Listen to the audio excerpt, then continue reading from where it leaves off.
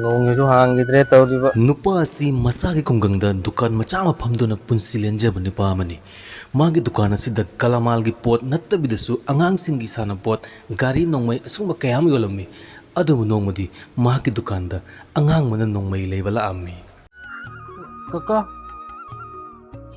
kadi hai nei bungo angang na pai ba yaba kaka angang gi nongmai ko yomba kaka nongmai leige ish nang bu kai da kapu gayo nongmai do akoi manaba myam loi lei do ai su nongmai le ka kapna doimi ado nangbu kyam chawbu nongmai painingin ne kaka jam chaw da su jane macha gumba leibra kaka leida nang kaka pirakke se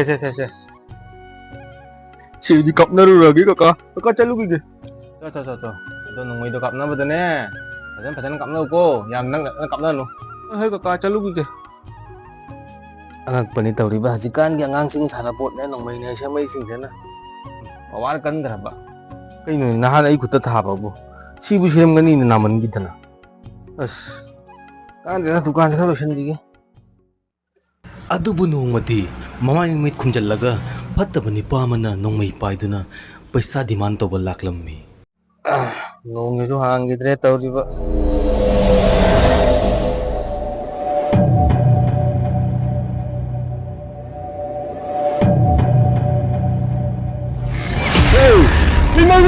nang kuragi karira na Aduh dah kau deh, nang dukan lagi bawa cap nama kau betul. karira bunga nang hai gabu nang kuragi di dukan si matani dukan si nang matani wati dodi nang kuragi tarahin batai ni bunga Ayah aduh dah kasih kau ke, nang dukan lagi bawa cap nama kau betul. moy nang kuragi bidi bana moy nang kuragi bidi bana moy nang na hati suara bunga Aduh lagi nang secat apa? moy ma Jidlan batal na kawai so. Hey, sorry mo, pwede kan di ba so? Agara ba jangan nito po?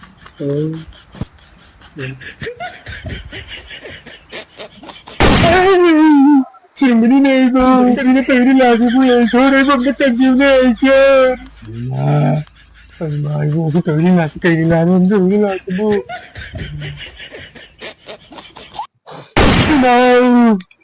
Parang ganun na ito.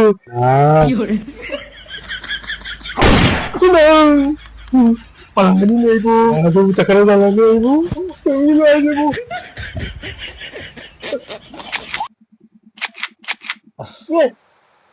Budi lo, dah mana ni? Mengacik nang kang gani dah jikila. As, nung merujuk dulu, kita tahu ribu anong kunikoi nila saya. Kada ribu mo kapak teradi. Nung may marulu ay gare kura. Kura gisa nung may maru yoli na turo. Kani, nang kuran chan kan dukan kang jadi sikan nang nung merujuk para kaya nang badran tahu rin ha.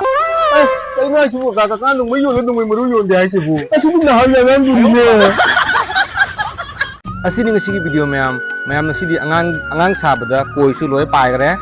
Aduna mayam na igi channel asibu subscribe to biramu video sibu like to biramu do yaraga di comment to biramu masigi di matang sida video ro sanjaraga.